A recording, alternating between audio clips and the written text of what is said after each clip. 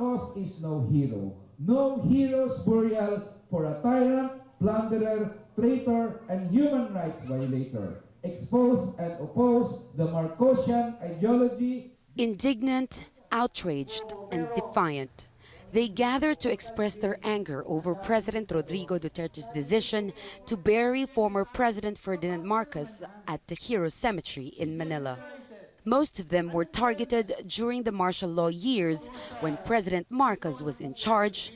They have been fighting for justice and compensation for decades. And I quoted or paraphrased Ted Kennedy, the struggle goes on, the cause endures, the hope still lives, and the dream shall never die. The burial was done in secret and in haste.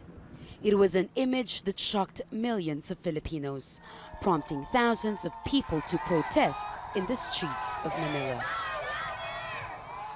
Marcos has been accused of jailing and torturing more than 100,000 people and is also believed to have siphoned off around $10 billion of government funds. When President Rodrigo Duterte was sworn into office 4 months ago, he appointed known leftist leaders in his cabinet. He also resumed peace talks with the National Democratic Front, a coalition of socialist and human rights organizations across the country. It is also in alliance with the communist rebel movement. Duterte also released political prisoners.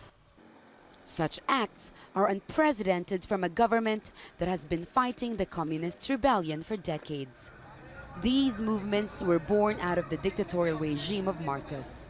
For months, they stayed silent, but now the burial of the late dictator has made them question their alliance with Duterte. It is a major turning point for a movement that is accused of collaborating with the government.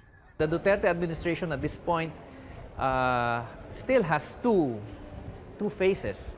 There is a small and maybe we could say a dwindling, narrowing, progressive space, and there is that drift towards a more reactionary and right government. And we are fighting that as we are pushing for the more progressive aspects.